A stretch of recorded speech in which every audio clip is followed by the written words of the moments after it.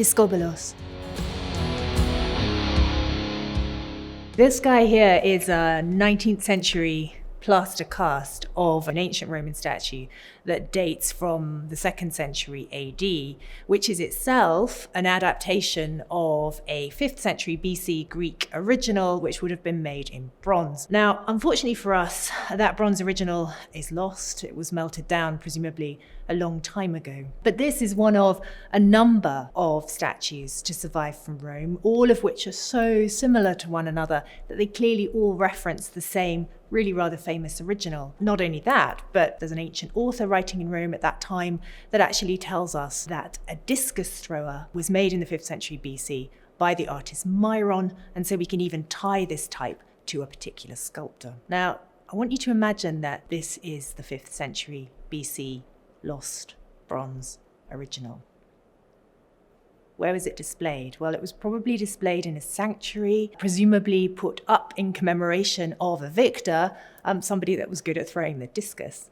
It's absolutely typical of the kinds of bodies that we associate with Greek art of the 5th century BC, the classical period. It has broken free of the block and the frontal plane to actually occupy space in a far more interesting way. It's not only occupying space, it's also doing time in an interesting way. What you're seeing here is someone caught in the moment, captured as though in motion. We call bodies like this naturalistic. That doesn't mean to say they're real. I've probably led quite a sheltered life, but I've never seen a body that looks quite like this. And I've never seen anybody throw the discus quite like this.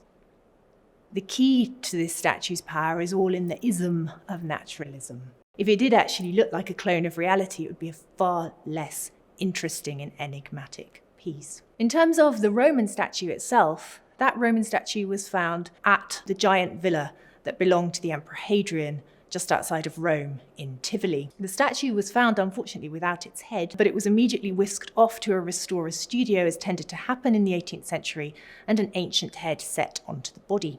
Now, if you look at that head, you will see that it's staring down to the ground, whereas the other famous version of this statue type in Rome had the head set on the body as it would have been originally, staring back towards the discus.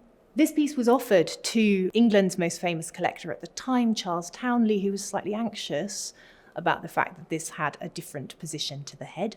But what's interesting about that is that in time, this became really rather admired in its own right and very kind of famous. Why? Well, because in some senses, the fact that it looks down to the ground rather than behind it makes it more contained, more contemplative, and therefore an object of our gaze.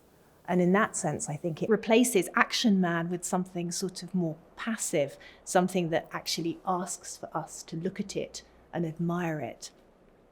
In terms of the cast itself, this plaster piece was given to the Fitzwilliam Museum in Cambridge in 1880 by Henry Sidgwick, who was co-founder of Newnham College.